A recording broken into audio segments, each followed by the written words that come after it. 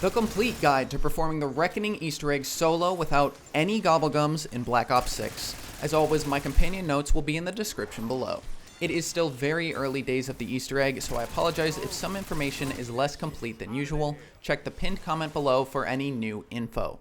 I'm going to be bringing in the XM4 and Aether Shroud for my loadout. Let's get started. At the start of the game, farm the first 2 rounds here in the T1 reception area. On round 3, when you have enough money, buy the elevator to Mutant Research. Make sure to buy the correct elevator, as there are 2 in the starting room and they are very expensive. Farm round 3 up at T1 Mutant Research Lab. While here, interact with this machine to dispense a syringe. This is a required Easter egg step. On round 4, buy out to the research test area, then take the launcher over to T2 Android Assembly. We'll be taking some time here in this area. Look around for 2 robot legs. We will need them to construct Frankenklaus. The spawns are reportedly random from game to game. However, in my 3 attempts, the legs were always in these 2 spots. They will not be highlighted, but they stand out decently against the background. When you have both legs, interact with the Klaus skeleton to place them. Continue to farm up until you can purchase Double Tap as a nice starting perk. Continue farming until you have enough for the elevator to T2 Entity Containment. Once up here, farm in this area until you've hit your first Klaus round. The traditional dogs have been replaced with flying Klaus drones. On any drone, tap away at its arm until it recoils, then eliminate it. On death, it will drop a Klaus Arm. It appears you can only get 1 arm per Klaus round, so we'll have to wait until double digits for the next one. Whenever you're comfortable, make the jump over to T1 Executive Suite. I recommend farming here up to 3,000 points for Chug, and our perks are now set for the early game. Make your way up to 2,500 points, then buy the door to T1 Director's Office. Interact with the button on the desk to open a secret door and take the teleporter on the other side. This will bring you to T2 Sublevel 10, the Pack-a-Punch room. Cross the room and on the upper level, flick the switch to power on the reactor. After a moment, Aetherium crystals will spawn, clogging the pipes. Shoot all 12 off of the pipes to release a wipe and spawn the Pack-a-Punch machine. It will float in the area and teleport around, but don't worry, it's not going anywhere far. Next is the Fowler Mutant step. While at sublevel 10, climb the stairs up to the source of the beam and jump in. This will turn you into a wisp. While in the wisp, strafe left and right to hit the zombie lab coat floating in the air. If done correctly, he will fall to the ground, where you can interact and extract his blood via the syringe. Continue to farm here at sublevel 10 until you have 5,000 points and you can pack-a-punch your weapon. I recommend holding the last zombie in the round for this step. Take any portal out. Make your way back to T1 Mutant Lab. This can be done by jumping from the T1 Executive Suite. Interact with the same syringe machine to replace it, uploading the blood into the Mangler. After a dialogue, the mutant will become aggro and will attack you. He has a lot of health, so make sure you're well upgraded at this point. If you accidentally fall out of the lab, the mutant will stay up there. When you return, the mutant will still be there, along with a ton of other special enemies from the other maps. I recommend focusing down the small guys, then targeting the helmet of the Mangler to take him out. When he falls, he will drop a Fowler Mutant Injection. Be very careful with this. Eliminate the remaining zombies for some bonus points. Bring the Fowler Mutant Injection to T2 Entity Containment. On a second level overlooking the main floor is a door with a scanner. Use the Mutant Injection once in front of the scanner, then press Interact to get scanned for the door. On success, the door will open, unlocking the T2 Teleportation Lab. Next is the Memos Code. On the other side of the central console, interact with the open memo to read it. The important things to remember are the file number and the month. We need to find 4 memos in total, organize them by month, and read out the corresponding file numbers. The first memo is always at T2 Teleportation, and in my game, it's 510. The remaining 3 memos are spread across the T1 Executive Suite level. There are multiple spawns, but the item stands out quite clearly as an open memo. Take the jump to Suite and look around. I found a memo on the kitchen table for 4-9, the lounge table for 1-7, and the director's desk for 3-8. If we take a look at all of our codes, organizing the second number from smallest to largest and using the corresponding first number, our code is 1345. Return to T2 Entity Containment and T2 Teleporter, interacting with the computer in the corner and inputting that code. Next, we will work to unlock the Gorgofex, starting with the Cyst. Return to T1 Mutant Research and look for either of two static screens. They are near PhD Flopper and near Deadshot Daiquiri. Watch the screens as they flicker. A word will pop on screen. My first word was abhorrent, and my second word was traitor. Using the first letters of each word, T and A, go to the periodic table and find an element with both T and A in the name. In this case, tantalum, TA, element 73. Note the number of your element, then head up the stairs and input the code. If it's a 2-digit number, start with a 0. This will open up the Bioweapons Lab. Inside the lab is a cyst inside an incubator. We need to feed the cyst 3 vermin and 3 zombies, in that order. Vermin don't seem to spawn until round 14, so in the meantime, farm up. You should be running into your second Klaus round at this point, and once again, tap away at an arm and kill to collect your second arm part. With all body parts collected, you can take a quick pit stop and place them at the lower level of T2 Android assembly to finish the Klaus build. We'll come back to this on round 16. Return to the Bioweapons Lab, farming until round 14. At this point, start checking zombie eliminations for vermin spawns. Dealing any damage to a vermin in close proximity to the incubator will drag it into the air and collect it for the cyst. Be very careful not to eliminate any vermin outside of the range, and probably avoid any insta-kill power-ups during this time. Once all 3 vermin have been collected, you can now do the same with 3 zombies. Tap away at the horde. There appears to be an internal cooldown for soul collection as well. Once all 3 normal zombies have been collected, interact to claim the cyst. Then drop down to T1 Quantum Computing, the mushroom floor. Grab Speed Cola while you're there. Down here are 3 plants. Once you enter proximity of one, it will reveal itself. Being close will suck the life out of the plant. You can step out of range for a second and regroup if need be, but some progress will be lost. These plants are always in the same locations. The double computers by Speed Cola, the corner next to the jump, and the corner near the elevator. On completion, the cyst is done. Next, let's return to Klaus. At the start of round 16, the first Uber Klaus will spawn. This may interrupt your cyst progression. Make sure Klaus has been assembled, then bring the Uber Klaus over to T2 Android assembly. To power on our Klaus, the Uber Klaus must fire a shock blast at him. When you hear him speak, he has been enabled. Just be careful about it being a kill box down here. Eliminate the Uber Klaus by first taking off its shoulder pads to remove the shield, then straight down the middle. Our Franken Klaus is now ready. He will become active next round flip. Back to the Gorgofex. This will be another DPS check fight, so I recommend upgrading your weapon rarity and pack-a-punching again before starting the fight. Make your way to T2 Entity Containment and note the various computers with text on them. Starting at the one in front of the elevator, interact to start the power surge sequence. Run clockwise, moving quick to make the next computer. Once all 4 computers have been activated, the power surge will commence. This will spawn in yet another Uber Klaus. This time, once again, take both shoulders off of him, but do not eliminate him. Instead, dragging him to the shocked platform in front of the Forsaken. This will cause the Forsaken to take over his body, becoming your next boss fight. He behaves quite similarly to the Uber Klaus, however, additional zombies will be spawned during this time to make things difficult. Follow the same pattern of shoulders into headshots. Once his health hits 0, watch out for the Forsaken core and various Klaus bots charging after you. Once eliminated, interact with the Wisp to deposit the Cyst, and you'll be rewarded with the Gorgofex. Return to Klaus and flip the round. After 30 seconds or so, a S.A.M trial will spawn, and Klaus will want to make his way over. Stick close by to enable Klaus's movement. Follow him through the elevator, then continue pushing him to the T2 Entity Containment lower level. The S.A.M trial will begin, eliminating 40 zombies while in the marked location. I am not positive if you must earn all 40 kills to progress, as I never earned less than legendary on a S.A.M step in my attempts. Once completed, Klaus will leave, flying up to the T2 teleporter room. Follow him inside if you'd like to verify. Next is breaking the crystals blocking the T2 teleporter.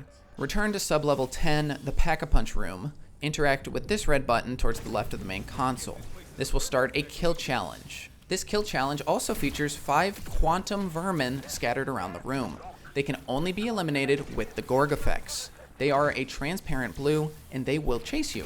Use the trail of their attacks to find them if they are hard to spot.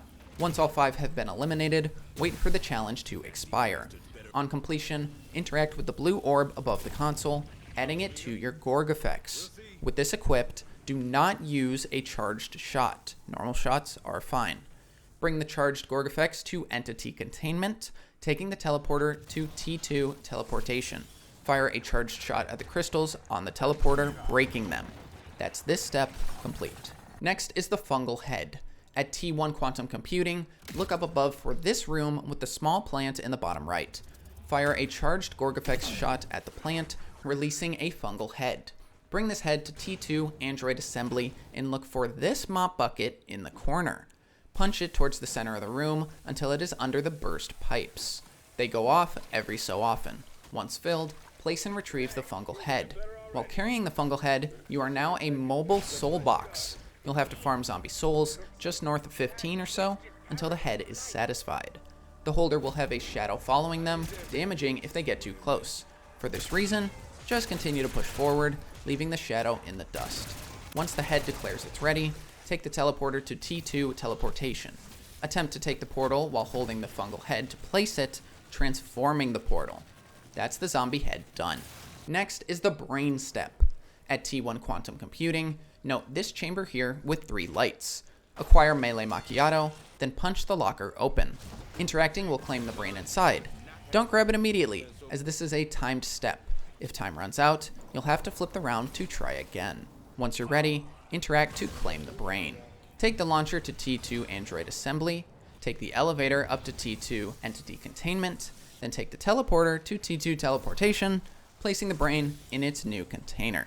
Next is the vacuum seal step. With both the portal prepped and the brain acquired, the Project Janus containers around the map will open.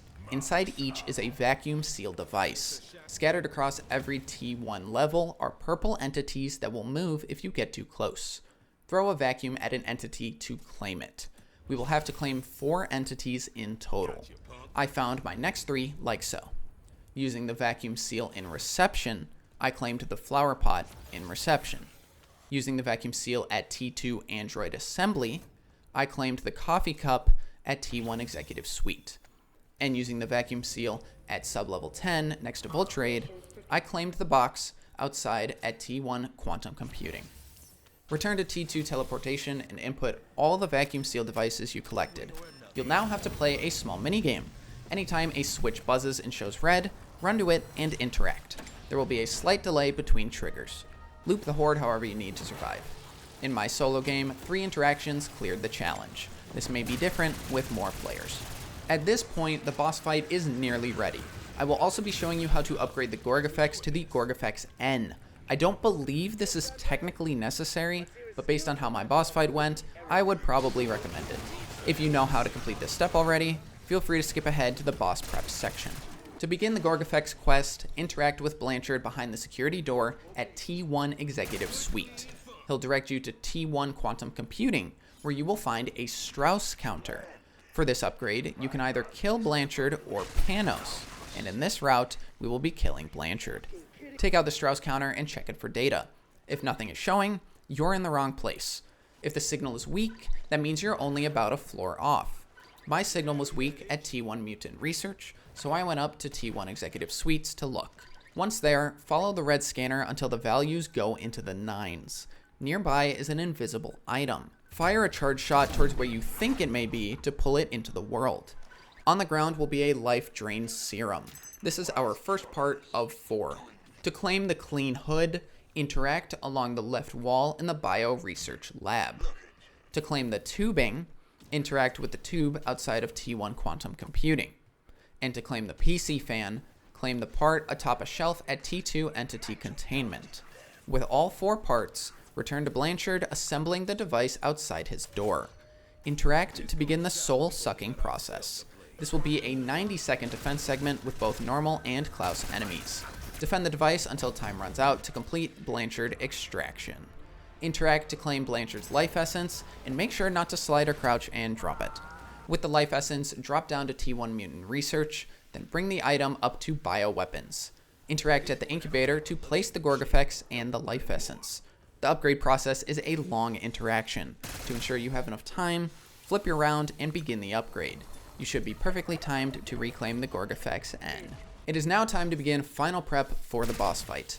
I added dead wire to my weapon, upgraded it to legendary rarity, double packed the Gorgofex, and added a ton of perks. Vulture Aid, PhD Flopper for Tribologist, and Quick Revive for Dying Wish are big recommendations. I would also recommend Tier 3 armor and probably Pack-a-Punch level 3 if you can. I went into the boss fight at level 2, and it took a long time, kinda similar to how different Pack-a-Punch levels worked on the tomb. The final step is to claim Richtofen's family DNA samples. A keycard will have dropped here in the lab sometime after round 10. It will be highlighted on the ground. Keep an eye out for it. Using the keycard, interact with the fridge in front of the family preservation tube, then claim the samples inside.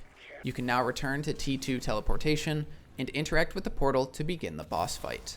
Welcome to the boss fight. There will be 3 phases to this. Interact with the Sentinel artifact to begin. At the start, you'll have the choice to help Richtofen or to help S.A.M. For this run, I will be helping Richtofen, so I pressed F8 and replaced the DNA. Shortly after, the platform will begin to rise. Phase 1 is a simple soul collection step. On this level are 3 soul boxes. Farm about 10 souls per box until it lights up bright, then move on to the next one. They form an arc across this vault. This is a very low tempo step. An arsenal is here on this level for your convenience. When complete, Richtofen will let you know it's time to continue. Return to the platform to head to Phase 2.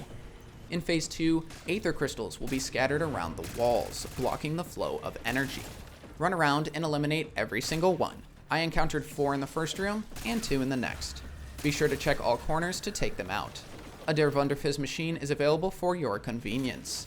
On completion, return to the platform to head to the roof. Welcome to the S.A.M boss fight. She will be flying around the roof, often invulnerable from attacks. Just focus on surviving and starting up a train. Her attacks include a central spin attack. For this, she will head to the middle and release energy around the roof. She can be damaged during this. A laser beam attack that will follow you and drain your armor first. She cannot be damaged during this early on, but later she can. This is the key attack to look out for. When it completes, she will enter a stasis and need to recharge.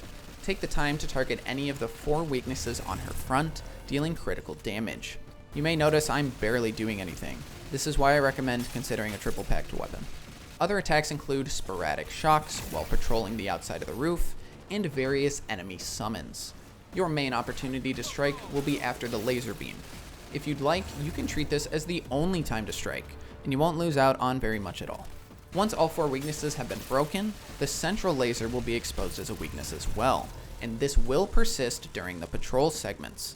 Trace S.A.M as she makes a wave around the arena. I recommend defending yourself with the Gorgofex and attacking S.A.M with your rifle, as this appears to be the best ammo value. At 2/3 health, S.A.M will disappear, and a trial will be presented. The first trial is to get 75 kills.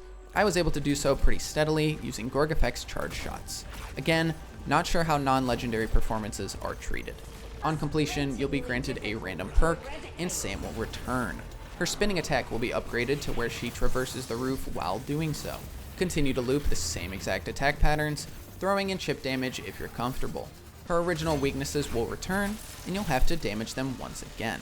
Once S.A.M is brought down to 1/3 health, another trial will present itself.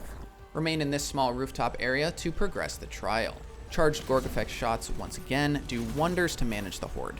Don't hesitate to use utility here to stay alive. On completion, S.A.M will return for the final phase. One new attack has been added, a launch off of the roof. It can be a bit scary at first, but the parachute cleans things up. Once again, it is just more and more of the same. This boss fight took me half an hour, I think because of my underpacked weapons. Look to get those upgraded. At about 15% health, S.A.M will suddenly explode, a welcome surprise to me, and that's the reckoning finished. Depending on which boss you fought, you'll get a custom cutscene, but I won't spoil the second one. Thanks for watching. If you liked the video, like the video. If you want to see more Zombies Easter egg guides, subscribe down below, and as always, I've been Noodles, you've been awesome. I'll see you next time.